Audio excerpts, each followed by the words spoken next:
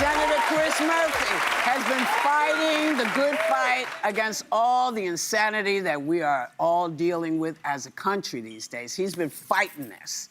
And the title of his new book says it all. Please welcome author of Crisis of the Common Good, The Fight for Meaning and Connection in a Broken America, Senator Chris Murphy.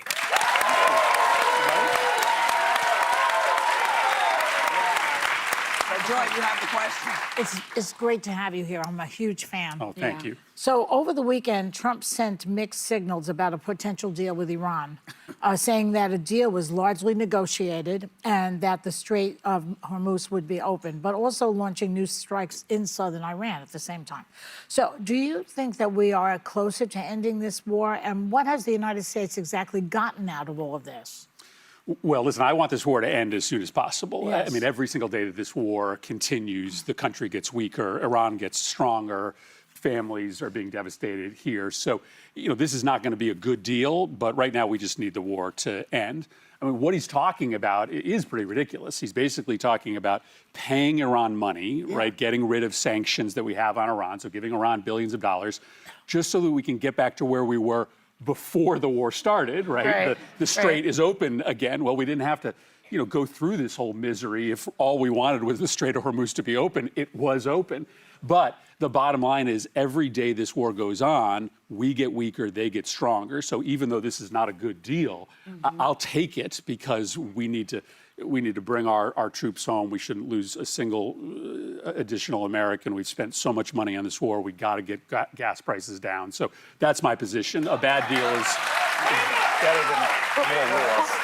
What about the War Resolutions Act? What about the War Resolutions Act? Why did the Republicans table the vote last Thursday? Yeah, and we've been bringing a resolution and forcing a vote in the Senate every single week to end the war. And in the Senate last week, for the first time, we got enough Republicans so that we now have a majority. The House would have a majority as well, but because they don't want to embarrass the president, the House has decided to cancel a vote on a resolution that would put both the House and the Senate on the same side, ending the war with a bipartisan vote. So, listen, I think the House should do the right thing. They should schedule that vote. Republicans and Democrats will join together in saying this war is a disaster, and it will put additional pressure on the president to end this war, get gas prices down, and start thinking about Americans. And that's important what you said, that it would pass. It would pass. Republican vote. That's why he's not bringing it up for a vote, the Speaker of the House, because he knows it would pass. He's a moron. Wow. Let's talk about this.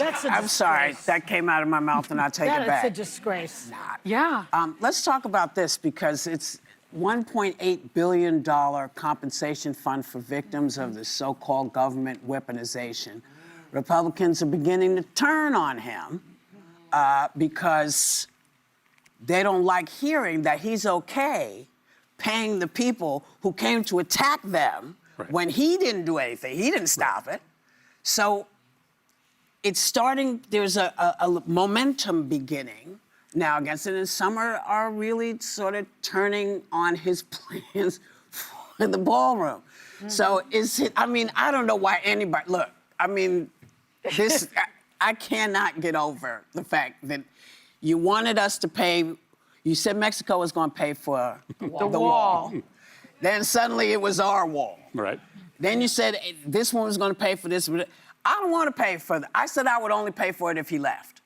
Yeah. The ballroom. That's a good deal. If he leaves, I would pay for the ballroom. But, you know, what is What's happening? going on? What is happening? I mean, nobody wants to pay for his billionaire parties, right? I mean, that's what this is. He's essentially asking the taxpayers to pay for his billionaire and corporate parties at the White House. So listen, this might be the most corrupt thing that he has done, because what is he actually doing? That's hard to out.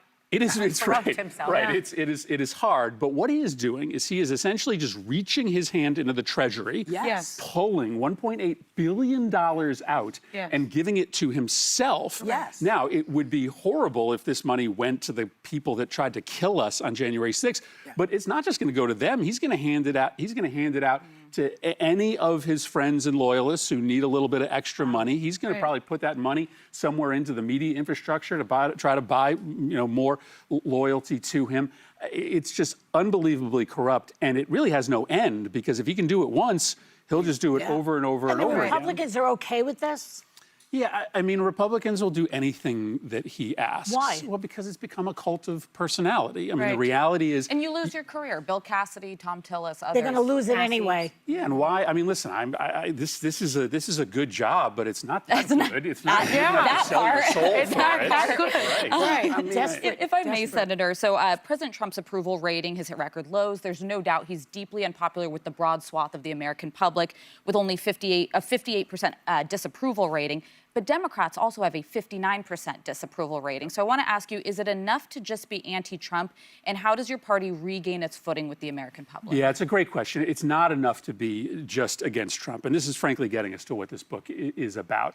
I want the Democratic Party to really speak to where the people of this country are emotionally right now. Trump, frankly, has done a better job than Democrats of speaking to people about the way they feel powerless today, the way they feel lonely and adrift. MAGA, whether you like it or not, is a place where people find community. It's a divisive, hateful community, but this to me is, what this book is about, trying to say to his base as well that there is something sick in America today when we have a harder time than ever finding companionship and communion, when our communities have been hollowed out by a global economy, when the technologies poison our kids.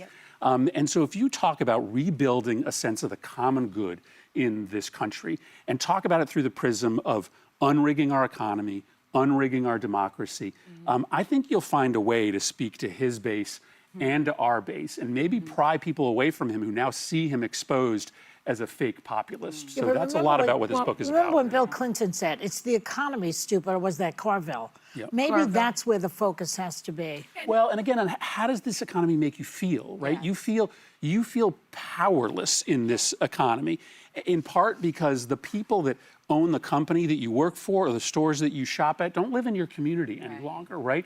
They live in Aspen and Davos and New York all at the same time. And so, building a economy of the common good in which economic power is closer to you, rebuilding healthy small towns and small cities, that's a way to make people feel powerful again. Don't you also think that people have to pay attention to the fact that the people who are representing them also have a great stake in their future? Because I personally feel like no one in Washington gets anything that I'm thinking about. Yes. That they have no idea of what's going on in our lives. So shouldn't we be putting people in who actually know what's happening in their towns? So the last chapter of this book is called The Cult of Corruption. Yes. And the argument that I make is that one of the reasons people feel powerless today is because they see our government as being rigged, right? Rigged by the corporations and the billionaires who control our government. So if you want to get to the spiritual rot in this country, you have to get billionaire and corporate money out of our politics completely. Yes, I And I'm just going to tell you that doesn't just speak to the left. That speaks to a lot of people on the right who elected Donald Trump because he lied to them and told them that he wasn't bought by anybody, and it turns out that he's kind of bought by everybody. Yeah. But that's part of the reason that they voted for him. So if we lead with a conversation about how we're going to empower you democratically, how we're going to empower you in your economic lives, I'm telling you, that's a message, common good capitalism, common good democracy, that speaks to a lot of people across all political spectrums. And how about meeting the energy that the Republican Party has? Because, when they go high, or they go low, we should go high. It seems to me when they go low, we should go to the Earth's crust. I think I think a lot of Democrats are they don't feel great about the sort of energy that they're seeing from the Democratic Party, because it seems like the Democratic Party is playing by a rule book that no longer Well, the other exists. party is shameless, first of all. Yeah. Yeah, I mean, I'll say two things about that. Alyssa calls it a race to the bottom. Yeah, Like, I understand that, but listen, like democracies die when the regime that's trying to convert a country to totalitarianism breaks the rules and the opposition follows those broken rules, right? So you have to, if you want to confront this threat, the opposition, the Democratic Party, has to break some norms as well. And I get that that makes people uncomfortable. Here's the other thing. He tells a story, right, about who's screwing you, and it's a false story, right? He talks about immigrants and Muslims and gay kids. Right. But there is a story, a true story about who is screwing the American people, right? And it's these technology companies that don't care about your kids, right? It's these massive corporations like Walmart that are emptying out good jobs from our communities, replacing them with part-time work. How about the Supreme Court? So let's tell a story. Let's tell a true story about why you're getting screwed and who's doing the screwing. And that's, I think, part of what this book talks about is that real story of who's to blame for the spiritual unspooling that's happened in this country, and that if we're going to fix what's wrong in the country, it's not just good enough to beat Donald Trump. You also have to take on all these other forces that have left us feeling really exhausted and lonely as a population. We need you guys to make sure that those folks can't get in. That's what we need from you. There's not enough time, not enough time. So our thanks to Chris Murphy. His new book, Crisis of the Common Good, is out right now. You can scan the QR code on your screen to buy it.